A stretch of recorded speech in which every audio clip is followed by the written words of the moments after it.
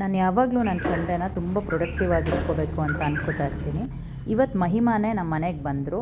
ಅವರೇ ನನ್ನ ಪಿಕ್ ಮಾಡಿ ನಾವಿಬ್ಬರು ಸರಸ್ವತಿಪುರಂನಲ್ಲಿರೋ ಹೆರಿಟೇಜ್ ಹೌಸಲ್ಲಿ ರೀಡಿಂಗ್ ಕ್ಲಬ್ ನಡೆಯುತ್ತೆ. ಎವ್ರಿ ಸಂಡೇ 10 AM ಇಂದ 12 PM ತನಕ ನಡೆಯುತ್ತೆ. It is completely free. ಯಾರಾದರೂ ಬುಕ್ ಓದಬೇಕು ಅನ್ನೋ ಇಂಟ್ರೆಸ್ಟ್ ಇರೋರು ಈ ಕ್ಲಬ್ಬಿಗೆ ಬರ್ಬೋದು, ಅಥವಾ ಹೊಸದಾಗಿ ಅಭ್ಯಾಸ ಮಾಡ್ಕೋಬೇಕು ಅನ್ನೋರು ಈ ಕ್ಲಬ್ಬಿಗೆ ಬರ್ಬೋದು. ನಾನು ತುಂಬ ದಿನಗಳಾದಮೇಲೆ ರೀಡಿಂಗ್ ಕ್ಲಬ್ಗೆ ಹೋಗಿದ್ದೆ. ನಾನು ಸೈಕಾಲಜಿ ಆಫ್ ಮನಿ ಅನ್ನೋ ಬುಕ್ ಓದ್ತಾ ಇದ್ದೆ. ಆ್ಯಂಡ್ ಎಲ್ಲರನ್ನೂ ಮಾತಾಡಿಸಿ ಸ್ವಲ್ಪ ಹೊತ್ತು ಅವರೆಲ್ಲ ಯಾವ್ಯಾವ ಪುಸ್ತಕಗಳನ್ನ ಓದ್ತಿದ್ದಾರೆ ಅಂತ ಎಲ್ಲ ತಿಳ್ಕೊಂಡು ಅಲ್ಲೇ ಸ್ವಲ್ಪ ಹೊತ್ತು ಕೂತ್ಕೊಂಡು ಫೋಟೋ ಎಲ್ಲ ತೆಗೆಸಿ ಅಲ್ಲಿಂದ ಕಾಫಿ ಕುಡಿಯೋಣ ಅಂತ ಒಂದು 500 ಮೀಟರ್ಸ್ ದೂರ ಇರೋ ಸರ್ವಾಸ್ ಅನ್ನೋ ಬ್ರ್ಯಾಂಡ್ ನ್ಯೂ ಕೆಫೆಗೆ ಹೋಗಿದ್ವಿ. ನಾವು ಅಲ್ಲಿ ಕಾಫಿ ಎಲ್ಲ ಟ್ರೈ ಮಾಡಾದಮೇಲೆ ನಮ್ಮ ರೀಡಿಂಗ್ ಮೆಂಬರು ಕಾಫಿ ಬೀನ್ಸ್ ತಂದಿದ್ರು. ಸೊ ಅದ್ರ ಬಗ್ಗೆನೂ ತಿಳ್ಕೊಳ್ಳೋಣ ಅಂತ ಹೇಳಿ ಅಲ್ಲೇ ಕೂತ್ಕೊಂಡ್ವಿ.